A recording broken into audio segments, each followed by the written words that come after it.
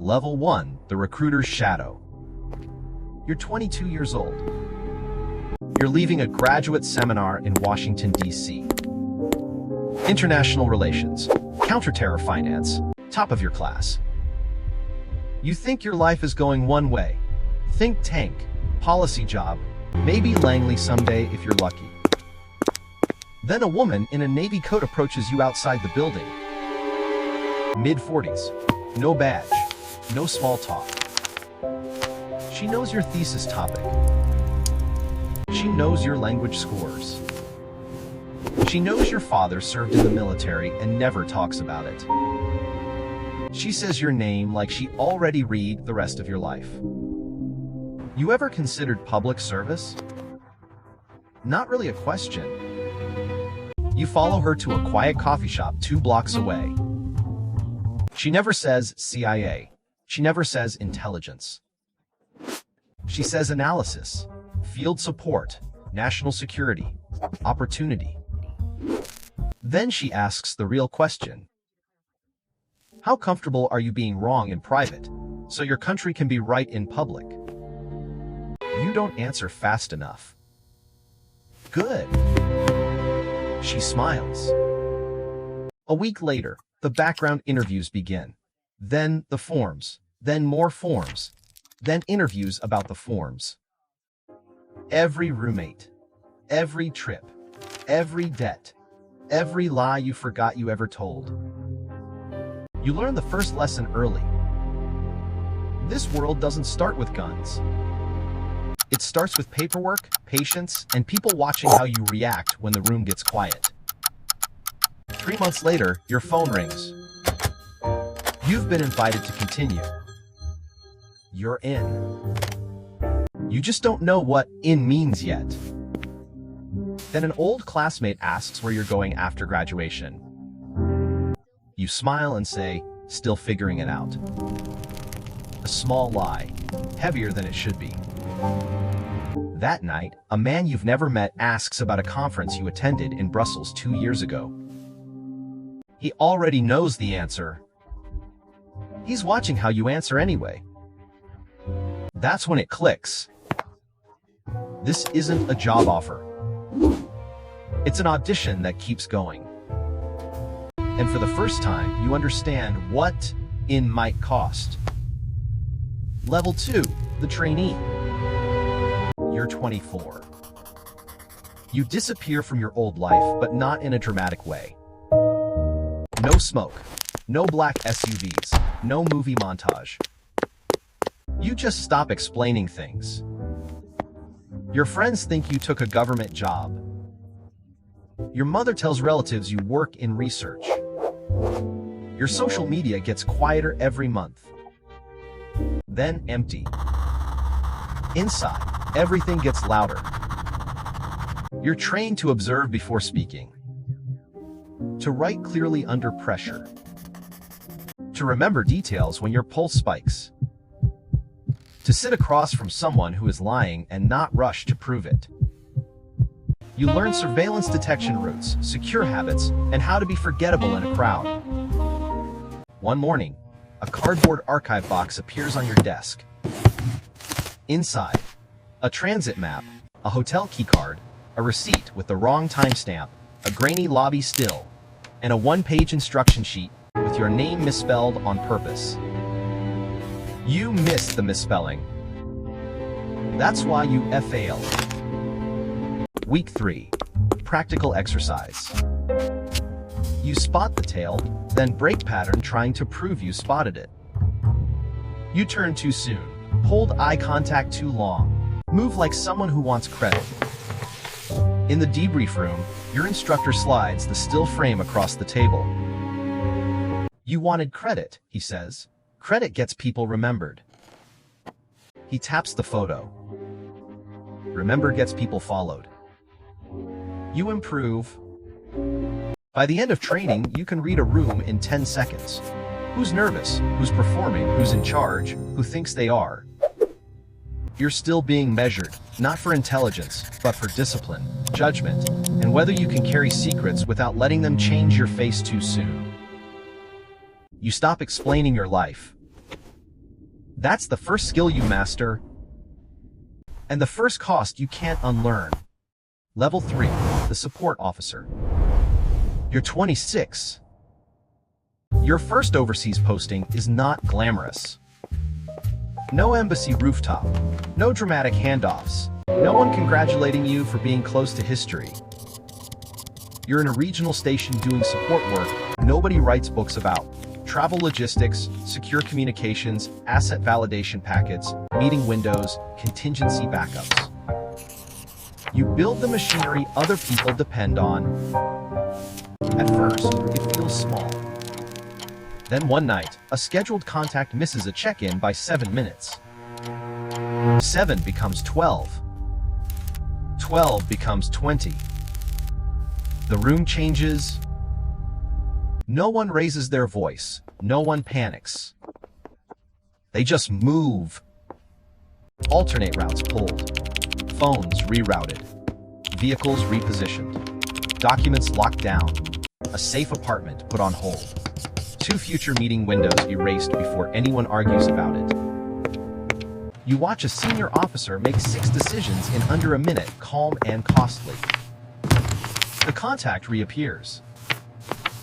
Alive, late, shaken. Bad traffic, bad luck, nothing more. Maybe. No one celebrates the maybe. By morning, one vehicle route is retired permanently. A courier chain gets rebuilt. A backup location sits unused for months because nobody trusts the pattern anymore. No headlines, no gunfire. Just cost. That's when you understand how expensive a false alarm can be, and how much worse a real one would be. You get better at building quiet things. You become the person people trust to prepare the room before the room matters. Someone calls you reliable. It means they might give you more. And in this world, more never means simpler.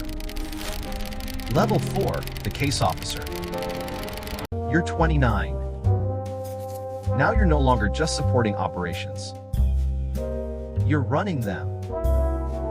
You're responsible for human sources, real people with fear, ego, debt, ambition, families, and secrets. This is where the movies get almost everything wrong. It's not seduction and car chases. It's patience, pattern recognition, listening longer than feels natural, and knowing when someone needs pressure, and when pressure breaks them. Your first viable source is a mid-level official in a ministry office overseas. Not a mastermind, not a villain. Just a man drowning in obligations. A sick parent, a son studying abroad, a career stalled by corruption above him. He starts by giving you nothing useful. Then one small detail, then a schedule, then a name, then a document that confirms what Washington suspected but couldn't prove. You don't celebrate. You verify, then verify again. Your reports get noticed not because they're flashy, but because they're clean, specific, and actionable. You learn another rule. Good intelligence is not the most dramatic story in the room. It's the one that survives contact with reality. 3 months in, he asks for a change. New meeting place, short notice, different time, no explanation. Every bad outcome starts like this. You're in a crowded market cafe with a folded newspaper, a dead phone battery in your pocket, and a backup signal set for 11 minutes past the hour. He arrives 6 minutes late, doesn't sit, leaves a receipt under the sugar bowl, and walks out. You wait 20 seconds. Too fast looks eager, too slow looks scared. The receipt has one handwritten line. Do not use the office route again. No signature, no names. You kill 2 future meetings, rewrite contact procedures, and take the hit with headquarters for lost momentum. 48 hours later, local internal security detains a ministry employee in the building across from your old route. Wrong target. Right warning. That should have ended the operation. It didn't. It changed it. And for the first time, the job follows you home in silence. Level 5, the denied area operator. Proven capability, source recruitment and running You've in proven U.S. you can reach recruit zones. and run Status, sources in places earned where the trust, U.S. has increased reach. risk. Now they send you where reach is limited and the stakes are expensive. Denied or hostile environments, tighter surveillance, harder exits, less margin. Now one bad meeting can collapse years of access. Every routine becomes a liability. You change routes, habits, even how you stand at a crosswalk. The city itself feels like it's watching. Your meetings get shorter, your prep gets longer, your backups have backups. A Question. source arrives Maybe visibly random. rattled. I'm rattled. Says he was questioned. Says maybe it was random. Says Maybe maybe it wasn't random. His hands are steady. Too steady. That worries you more. You have seconds to decide. Abort and lose access? Continue and risk compromise? Test him and risk insulting him into silence? You choose a fourth option. You ask for something only he would know from a prior channel. He answers correctly.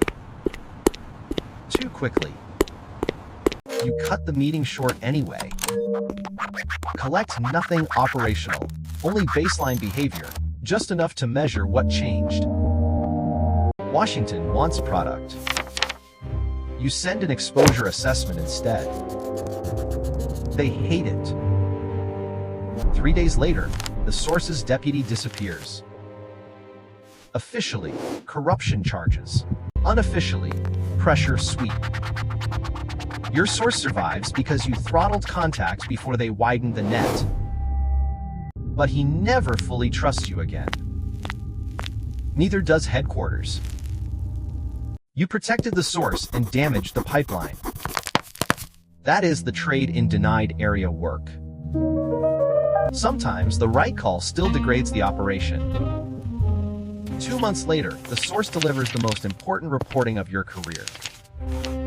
It changes a policy conversation. It also comes in thinner, slower, and under conditions you know are getting worse. You come home sharper, harder, and a little less recognizable. You start distrusting certainty, especially when it sounds confident. Level 6, the Paramilitary Liaison. You're 36. This is where your world changes shape. You're no longer operating only in quiet rooms and controlled meetings. Now you're working at the edge where intelligence meets force. Not as a movie hero, not as a trigger puller chasing glory. As a liaison. You coordinate information across agencies, local partners, and units that move fast and ask for certainty nobody can honestly provide. Now your call can redirect force, not just reporting. A source reports a planned movement. Another source contradicts it. Technical collection supports part of both. Time is running out. Everyone wants a clean answer. There isn't one. You build a confidence matrix, red team your assumptions, and strip out the strongest claims to test what still stands. The loudest voice in the room is a partner commander with a map marker in one hand and a deadline in the other. He wants movement in 30 minutes. He keeps saying window like the window is a fact, not an assumption. You ask him what would falsify his timeline. He stares at you. Wrong room for philosophy. Right room for the question. You push the hold. It burns political capital you don't have. The delay lands badly. Someone writes that you were insufficiently responsive to operational tempo. No one says reckless. No one says wrong. They say the bureaucratic version. Then new reporting arrives overnight. The timeline was a deception. The route was baked. The urgency was theater. The real movement shifted 12 hours later. If they had launched on schedule, they would have hit the wrong compound. at the wrong time, for the wrong objective, and announce themselves to the right network. A senior officer looks at you and says, "Good hold." The memo criticizing you is never withdrawn.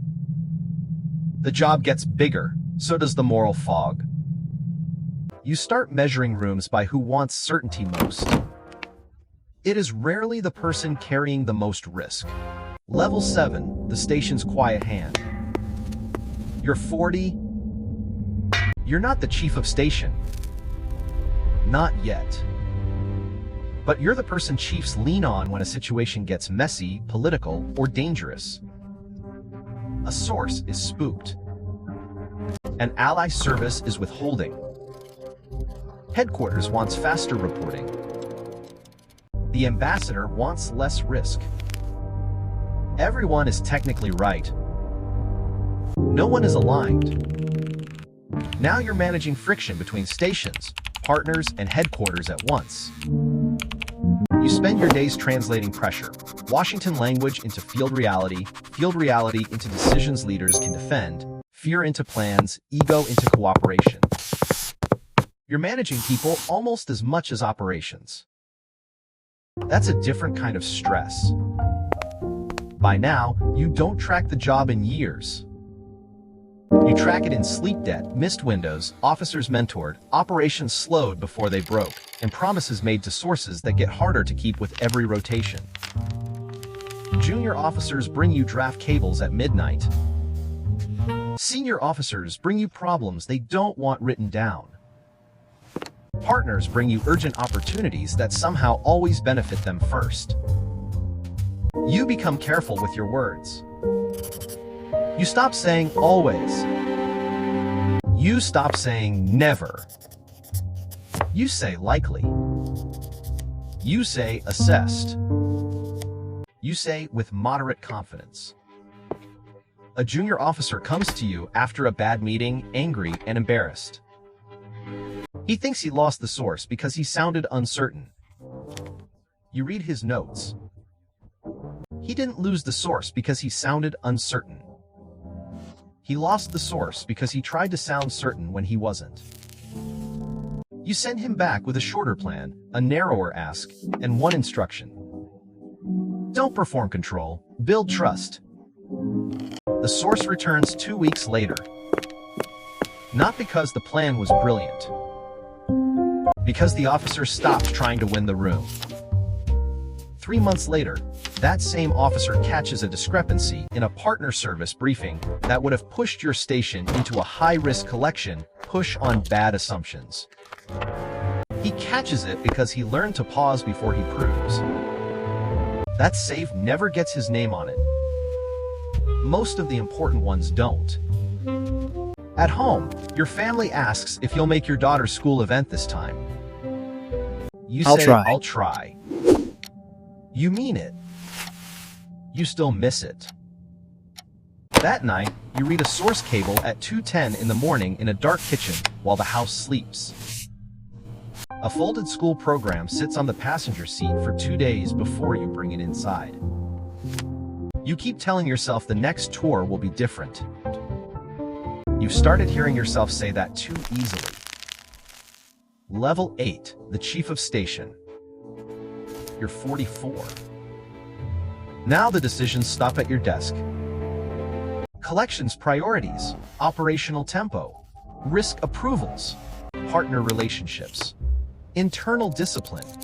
What gets escalated? What gets buried until it's ready? What gets shut down? Now a bad approval can expose networks, not just individuals.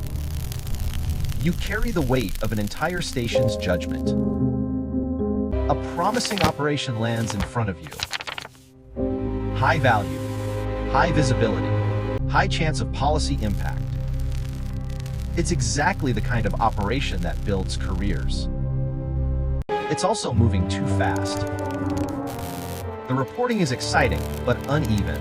The source access is good, but new. The local partner is helpful, but opportunistic. Everyone wants to believe. You've seen what happens when people fall in love with a narrative before they validate the facts. So you slow it down. You demand corroboration. Narrow collection requirements. Deny an expansion request that would expose too many people too early. At 11:43 at night, your secure phone blinks twice. Field team wants expansion approval now. Partner service says they can move tonight. Headquarters says delay risks policy relevance by morning. 3 screens, 4 messages, 1 signature line. On your desk, a source validation summary with gaps highlighted in yellow, an expansion request with names redacted for compartmentation, and a handwritten note from one of your officers. Access is real. Motive still unclear. That note decides it. You deny I told you we expansion. wouldn't approve it. We're never going to Some expand if he officers stays in think you're charge. risk-averse. He's completely risk-averse. Some in headquarters think you're protecting your position. You go home after midnight and sit in your car for 4 extra minutes before going inside. Not because you're afraid. Because once you walk in, you have to switch faces again. At 6:12 in the morning, the partner service leaks part of the operation to gain leverage in a separate negotiation. If you had approved the expansion, multiple assets would have been exposed. Instead, you lose an opportunity and save a network. That trade will never make the news. It may be the best work of your career. Level 9, the headquarters architect. You're 49. You've moved back to Langley. People think this means you're out of the field. They're wrong. You're just fighting on a different floor now. Policy meetings, interagency battles, budget fights, oversight briefings, priority lists written by people who want perfect answers on imperfect timelines. Now you're shaping what whole regions are allowed to prioritize. You shape pipelines instead of just moving through them. Recruitment strategy, training emphasis, regional risk thresholds, how much autonomy stations get, how much uncertainty leaders can tolerate before they start demanding theater instead of intelligence. Young This officers deployment brief you hinges before on deployment. speed and precision. You They see won't yourself even know in them. we're there The until it's sharp too ones who late. think skill will protect them. The idealists who think meaning will protect them. The exhausted ones who already understand that neither is enough. The A spikes global are off crisis the charts. spikes. We need authorization for Protocol Gamma. Every desk is lit up. Everyone wants coverage Everyone's everywhere at demanding once. immediate response. You can't have everything. So you choose where to search, where to hold, which operation gets resources, which one waits, which officer gets one more tour, which one needs to come home before the job takes something permanent. We've got a At situation with 3:07 in primary. the Everyone morning, is a compromised. station chief calls in on a bad line. Do you copy? Chief, One I'm officer is I exhausted need one and more asking week. for one more week. I understand. But the Miller Another file looks sharp on paper and is unraveling in person. A source network is producing, but the local risk threshold shifted overnight. The chief Headquarters. asks the question everyone hates asking headquarters. Do you want the reporting? Do you want the reporting or do you want the officers back intact? Both. You know the honest answer is both. You also know that's how institutions drift into denial. You pull one officer, hold the expansion, reallocate coverage to a less prepared team in a safer lane. The reporting slows. A committee complains. A briefing The goes response worse than it lacked should urgency. have. Someone says the response lacked urgency. No one says what urgency would have cost if you had performed it instead of managing it. 3 months later, the officer you pulled calls to thank you. Not for protecting a career. For stopping the job before it started changing him in ways he couldn't name yet. At this level, power doesn't feel like power. It feels like stewardship with incomplete information and no clean endings. Level 10, the one who carries it home. You're 56. Retired. Officially. There's no parade, no public thank you, no tidy final briefing where someone explains what it all meant. Your neighbors know you worked for the government. They assume logistics, maybe diplomacy, something boring. You let them. You wake up early even when you don't need to. You scan exits in restaurants without thinking. You remember names you were supposed to forget. You forget birthdays you should have remembered. Some operations worked exactly as intended. Some failed quietly. Some Some failed succeeded quietly. and still cost too much. You remember the sources who made impossible choices. The officers who grew into the job. The ones who burned out. The ones who came home different. The ones who never came home at all. You think about the pipeline now. How it began with a conversation over coffee and a question that sounded almost harmless.